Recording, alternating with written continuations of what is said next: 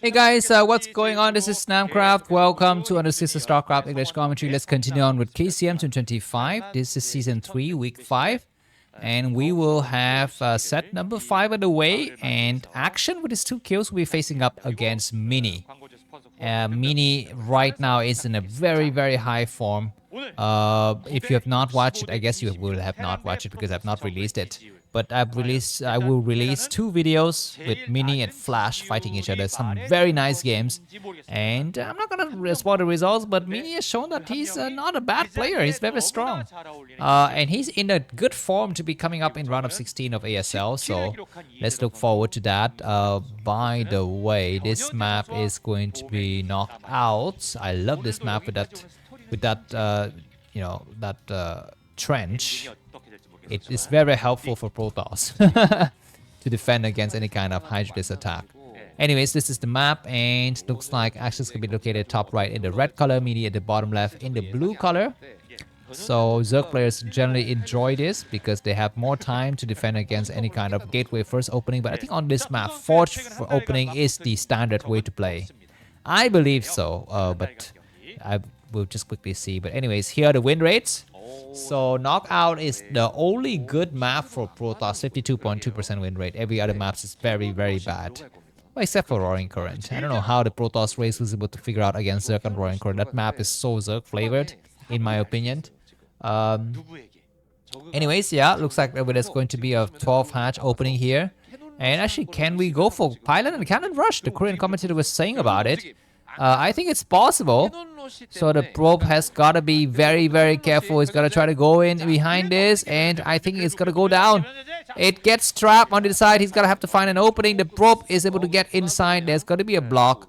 And he's going to be waiting for it. He's going to be waiting. I'm not... I was thinking, during that time, why didn't the drone, preemptively place itself here? It would have been a lot better. But anyways, there's going to be a block so that those drones cannot get inside. A second probe will come out. Looks like this drone is able to get through. 2 drones get through. No, 0 drones get through. No, 1 gets through. Going right through, but it's going to get attacked very, very badly. It looks like this pylon's going to try to escape. You need to attack the drone. What is it? He's going to be losing his life very, very soon. 2 drones make it inside. And there's going to be a cannon that comes up. He's trying very hard. It looks like Mini has failed. The cannon is delayed and the drone's already attacking it. That's not so good. The cannons will be falling very, very fast. I think there's going to be some nice mathematical calculations required here, but I believe Mini has failed. He has not yet expanded. The drones have left. Only 1 drone is stuck. And behind this, Mini has expanded. So he's in some serious trouble, Mini. He's not very happy with this result. He's going to be losing his 2 pylon. And the enemy will be allowed to take another base soon. One thing that Mini could try to do is not put a cannon down. Not putting a cannon down would be a nice way to kind of try to get back here. Zerglings have been made. I think Mini has put a gateway down. I don't think he's put a cannon down. I'm not so sure. Anyways, actually decided to take an easy base. He decided to take this base here. That doesn't have any geyser. So anyways, what is going on in the world of ELO scores today? Let me just quickly show you the ELO scores of everyone who is involved. There they are. So today Mini is 1332, I guess this week, not really today. And Action is 1272. So Action is showing very good form despite his lower ELO scores. And in terms of win rate, Action in the last 30 days is against Protoss players 75% win rate. So 3 wins out of 4 games. And as for Mini against Zerg is only 50% win rate. He's played how many games? He's played 44 games. He's played a lot. This guy has been working hard. Anyways, and in terms of progressions in ASL, let me just quickly... I guess I don't have anything for Action, but I do have something for some other players. Light, Jaedong, Snow, and Best. These are the kind of cream of the crop in today's lineup. By the way, we're looking forward to Light playing because Light has not shown to us his performance. I mean, he's not played that many DPL games. He's not in the ASL round of 16. So I'd be interested to know how good he is these days. Action we know, Jaedong we know, Mini and Best we know. Well, Best we kind of don't know, but we can... I think everyone is overhyping Best. Best is not that strong. I think it was a fluke that he was able to get to the final last year. Of course, with some preparation, everyone can do well, but... Anyways, what is this? Hydra Dent and 4 hatcheries. Interesting. This is after layer, which means that overlords will be very, very fast.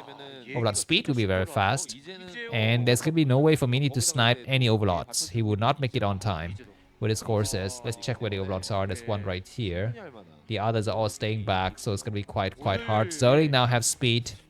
This investment in Zerling speed is not really needed at this point because what? Hold on. What am I seeing? Okay, there's this. I was just imagining. I thought I saw 2 layer, but I only saw 1 layer. Anyways, looks like 5 hatchery is coming up, and the first Corsair should be leaving very, very soon. Of course, Mini doesn't have any idea about what the enemy is building, so he might make another cannon at the front door. And okay, Evolution Chamber. Evolution Chamber is interesting. I guess he just want to get started with the upgrades. Yeah, I see no way for Mini to win. I mean, he can still win this map by itself. I mean, even though the win rate is good for Protoss, it's, it's counterintuitive to play as Protoss on this map. Your third base doesn't have gas. It's penetrable from 3 different angles. The only kind of constellation price you have is that it's on the high ground. But there's just so much area you need to cover with your third base. It's impossible. Anyways, the Corsair arrives and Mini will see. Okay, I'm just gonna start to count here as I see 1 layer. I see 2 hatcheries in the main. I see a 3rd hatchery, and I know exactly what I'm up against. He will need to put down more cannons. The Hydras are coming up in large numbers. That's a lot of Hydras. You need to, I guess, on this map, Hydra bus isn't so useful because of that trench. But you still need to have some cannons, despite the low number of the geological advantages you will have. And there's gonna be a hatchery coming up here. This is interesting. I guess Action feels that he's just so much ahead in economy, he can just plan out another hatchery and takes another gas. But I really like the fact that Mini has not yet put down any cannons as of this moment. He will come forward and he will push these Zerglings back. The Hydras have not yet started to make their ways across the map, but they will make their ways across the map the moment overlord speed is done, I believe. Anyways, he would check in here to see if there's additional cannons. He only sees 1 cannon. The courses are checking around. He sees so many Hydras. What is stopping Action from moving out? I don't know. There's going to be Templar Archive. It's kind of delayed. We are seeing some Zealot attacking against this fourth base. This is so daring. So daring for Mini, and he's going to be able to drive all of those Hydras back and buy some time here, but Hydras have arrived already, so I guess he's gonna be forced to back up the Corsairs. We need to escape here. We got 3 Corsairs, and the Zealot with lag is able to come out here, and I guess Mini knows more about Starcraft than me, because I would be worried as hell if I only have 1 cannon at the front when I see this massive Hydras, army. But I guess Action doesn't have what it takes to take out Mini yet. There's gonna be some Zealot with lag. Overlord speed is done. Plus 4 weapons is done on the Zealots. I think the Hydras will also have some upgrades soon. More Zealot moving in just as the Hydras are moving out. So hilarious, but he will leave. He took some hits, but that's about it. And any careless movement by Action will result in him losing the hatchery. He's gonna be very good. And look at this. Zealots surrounding from both sides. There's gonna be a small base raid. Oh my god! Can Mini win? Excuse me, Action's gonna get trapped with a lot of Hydras. It's gonna be a fun to attack. There are no cannons. Do we have any Dark Templars? No Dark Templars. What can Mini do? He's gonna be able to see. Where's the Dark Templar? I don't see any Dark Templars at all.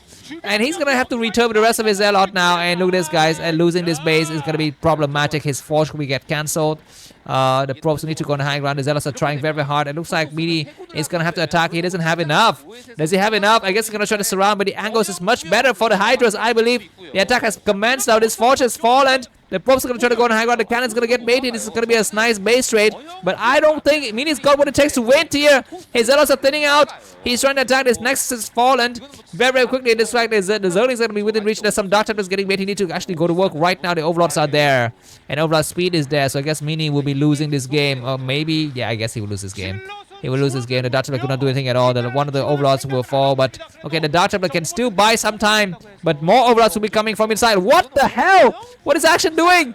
He's gonna allow some Dark Templar to go through his lost a hatchery. But I guess Mini has lost an expansion. So who's lost more? I guess Mini's lost more. Look at the Mini supply. It's not so good. It's definitely not so good at all. There's going to be some Dartler trying to come out and trying to inflict any kind of damage here. And keep in mind that behind his mini has not yet expanded. He possibly has some high Templars, but that's about it. He's going to be making massive Dark Templars. I guess this is the only way to play. And Overlords are here to intercept. There's going to be some Hydras moving across the map here. This Nexus cannot live. But there's going to be some small engagements to drive the Hydras back. Where are the Overlords? There they are. They were these Dark Templars will need to run towards their side, but during this time the Dark Templars could actually attack against the third base. This Nexus have not yet completed. There's going to be some high Templars, but Overlord is able to see. I mean, this is just counting seconds and too many GGs here. He cannot win. He is trying very hard to buy some time, but he might as well just cancel his Nexus and go on high ground. He cannot keep this base unless he can actually slip a Dark Templar somewhere. And massive Hydras coming from all sides. And this Dark Templar is gonna get sniped, so it was a nice try here for Mini, but he was not smart enough to outwin Action. Action with 70 supply is waiting to get on this high ground. Oh my god, there's going to be some storm drops, but we need to actually wait. Looks like one Hydra gets sniped. What is he doing with Hydra? Why is he moving his Hydra towards the Hydras? He needs to wait behind the gateway and buy more time. He does cast a storm, and there's gonna be some lurkers getting morphed as well. GG by Mini. Thanks for watching, and see you soon. Bye bye.